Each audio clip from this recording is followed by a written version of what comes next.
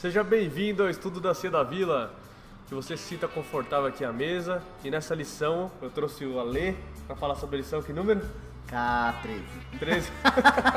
É porque é Tá de esperando Romanos os outros? 14, não, é Romanos 14, 15 e 16, mas é a última lição do trimestre. Aí pô. deu uma dislexia aí, né? É, porque confunde, 13 e 14, Romanos 14. Legal. Então a Alê vai contribuir com a gente e que o Espírito possa conduzir aí para ser relevante para vocês que estão assistindo, beleza, galera? Bom, primeiro que vocês queriam saber do Alê de Romanos 14, que ele foi disléxico aí, ó. Romanos 14, que aconteceu que Paulo está falando sobre como a gente vai lidar com as pessoas em relação de comportamento, quanto a gente discorda dos outros na opinião. Que lição que ele traz pra gente sobre nos relacionamentos quando a gente discorda da opinião dos outros?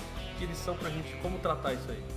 Romanos 14, ele trabalha toda essa questão de como a gente lida com opiniões que são diversas, né? E porque no final opiniões diversas umas das outras vai fazer com que a gente entre num campo onde Paulo fala assim, cara, não entre por aí porque vai dar ruim, entendeu? Que é julgamento. Então a gente precisa primeiro diferenciar aqui que nível é julgar e que nível é admoestar, que nível é aconselhar, porque também existe o outro lado da história. Uhum. Você vai trazer exemplos disso? Vou tentar. Você tá... Mas, pra gente. mas vamos lá. O que Paulo primeiro está querendo dizer pra gente com relação ao perigo do julgamento é essa questão de opiniões que são de interesse exclusivamente pessoal, de compreensões exclusivamente pessoais, individuais, de cada um de nós, que afetam a nossa relação com nós mesmos e com Deus. E opiniões que de alguma forma afetam como a comunidade, como a família se desenvolve, como a família se relaciona umas com as outras. E aí naquilo que é opiniões pessoais, ele fala, cara, não entre nesse terreno. Não usa. E aí ele trata exemplos de comida, exemplos de bebida e exemplos de dias, né? E dias que se guardam, obviamente o dia lá que está sendo tratado no texto de Romanos, não é sábado, mas com relação a festas. Quais festas são importantes, quais festas não são importantes. E dentro da nossa cultura brasileira, a gente tem essas questões de festas Tem um monte, né? que extrapolam muito mais do que apenas um símbolo religioso. São festas que trazem símbolos familiares, símbolos sociais. E às vezes a gente vê a igreja discutindo sobre questões de festas que às vezes não são relevantes, não levam a lugar nenhum. Exato. Então Paulo está dizendo assim, naquilo que é de caráter pessoal, de opinião pessoal, da sua relação pessoal, não entre nesse mérito, porque senão você vai estar julgando. Uhum. E aí existe um exemplo, talvez, como diferir um do outro. Então talvez um exemplo de família ou de casamento, que eu e mamãe, nós somos os casados com nossas respectivas esposas. E é assim, quantas vezes a gente entra em atrito, porque, por exemplo, vou dar um exemplo na minha casa. A minha esposa, ela tem uma mania que eu particularmente não gosto. Uhum. Que é toda vez que ela entra em casa, ela deixa a bolsa em cima da mesa. Uhum. Eu poderia entrar em conflito, mas o quanto de fato isso é um costume, um hábito dela que de fato afeta o meu bem-estar familiar, a minha consciência de quem eu sou, e como isso influencia a minha incapacidade ou a capacidade de revelar quem Deus é através de mim. Então ele falou assim, sabe, talvez seja uma dificuldade ou um estilo, um hábito dela. Não vale a pena entrar nesse tipo, mas por exemplo... Porque não tem a ver com princípios. Não tem a ver com princípios e não tem a ver com aquilo que afeta a sua integridade. Sim. A sua forma de revelar quem Deus é através de você. Você não deixa de ser filho de Deus por causa disso. Você não deixa, e isso também não afeta a sua forma de, para o seu filho ou para a sua própria esposa, você ser o Cristo. Sim. Naquilo que afeta, então entre, aí vale a pena uma discussão. Então aí o exemplo, por exemplo, você tem a sua família, na minha casa eu que faço a gestão financeira, não sei como na sua casa. Eu também. Então em comum nós fazemos as gestões financeiras da nossa casa. Agora, não é válido eu, por exemplo, assumir uma dívida de 60 meses dentro que está fora do fluxo financeiro da família. Isso afeta a capacidade da esposa de trabalho, de relacionamento com o filho, de relacionamento com ela mesma, porque o dinheiro de alguma forma é comum. Então nesse ponto vale a pena uma conversa e vale a pena um diálogo. E afeta até os princípios, né? Porque você tem uma qualidade de respeito, de andar conforme as pessoas concordam, mas elas não iam concordar em trabalhar muito mais por causa daquilo que você se comprometeu sozinho. Exatamente. Agora, uma bolsa na sala não é o caminho, entendeu? Exatamente. Só que Paulo está querendo, eu estou trazendo esse exemplo, que é simples de um relacionamento, para um exemplo que é mais amplo, de um relacionamento de uma comunidade. Uhum. E aí Paulo fala, quando é essa questão de alimento, o que comer ou o que não comer. Eu não estou nem dizendo aqui, porque Paulo está tratando especificamente no contexto lá da carta de Romanos sobre alimento sacrificado a ídolos. Legal, mas eu quero expandir um pouco mais isso.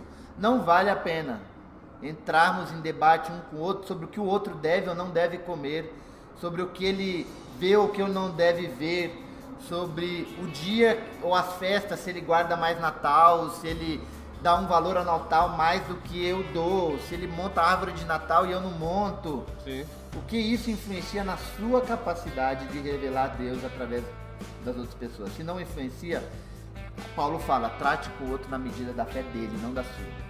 Trate o fraco na medida do fraco. Trate o forte na medida do forte. E aí tem o texto que ele fala de Romanos, né? Quem é você para julgar o servo alheio? É para o seu Senhor que ele está em pé ou cai? E ficará em pé, pois o Senhor é capaz de sustentar. Romanos capítulo 14, verso 4. E aí ele trata um pouco do porquê que a gente não deve entrar nesse terreno, né? Portanto, não julguem nada antes da hora devida. Esperem até que o Senhor venha. Ele trará à luz o que está oculto nas trevas e manifestará as intenções do coração. Nessa ocasião, cada um receberá de Deus a sua aprovação. Legal.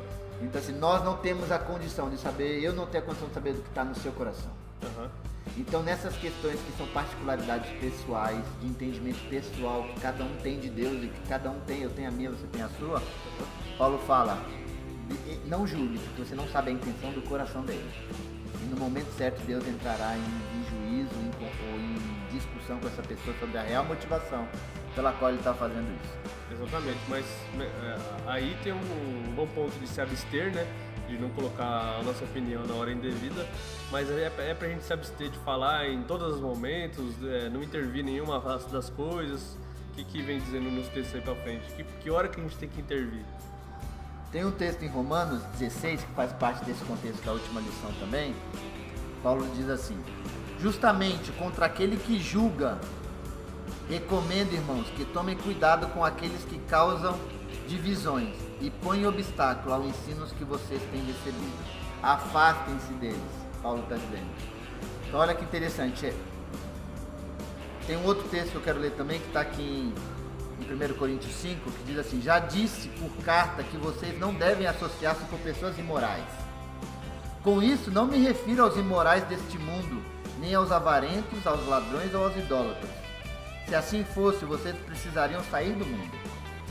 Mas agora estou escrevendo que não devem associar-se com qualquer que, dizendo-se irmão, seja imoral, avarento, idólatra, caluniador, alcoólatra ou ladrão.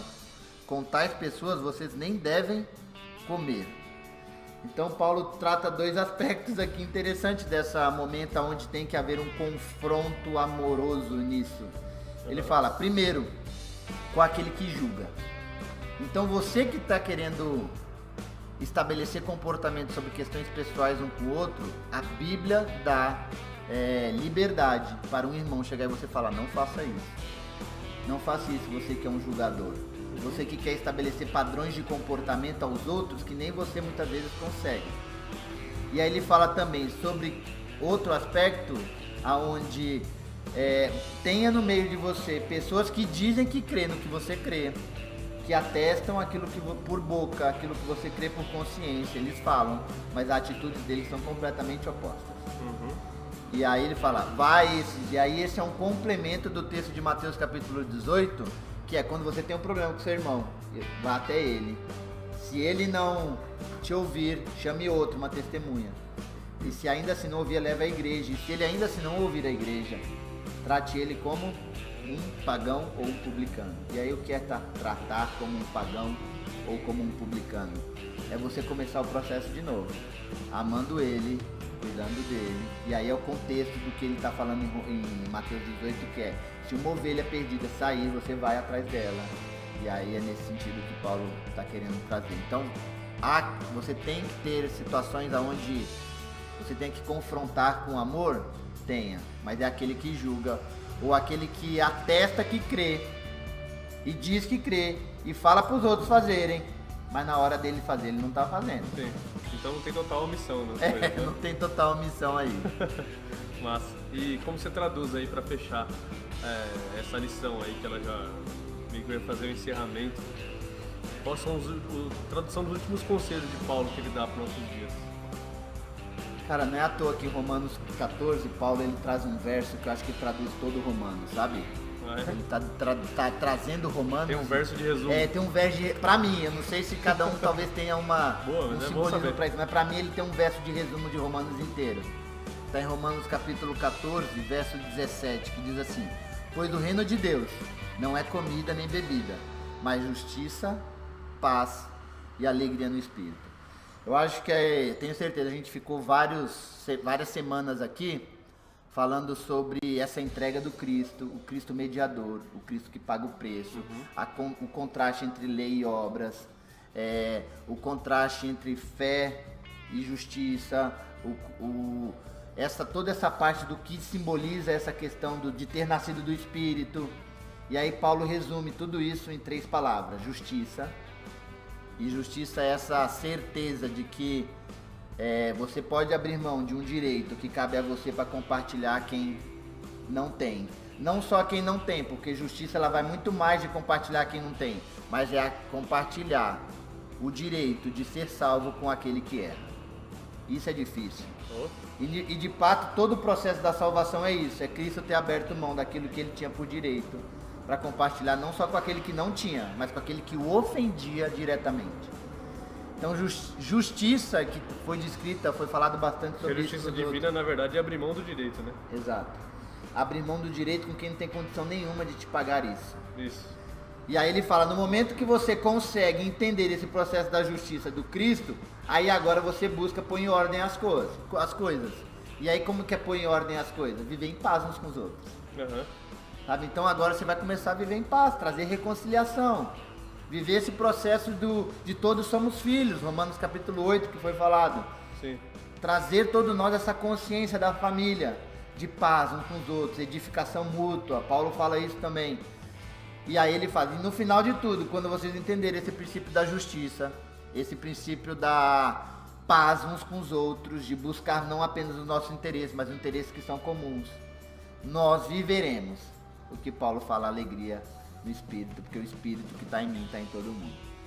Então eu poderia resumir todo o livro de Romanos e para encerrar esse trimestre com você, dizendo que a salvação chegou, o reino de Deus chegou até você, custa você agora querer participar desse processo, dessa alegria, de ter um salvo, e agora você vai viver agora trazendo paz e alegria para a família toda. Que já não é mais uma questão de opinião. Já não é mais. Valeu, Ale. Obrigadão por estar aí com a gente. Obrigado a você que assistiu. E é um prazer estar sempre com você à mesa aí para tentar trazer um conteúdo de relevância do Espírito. Abraço, até mais. Até a próxima.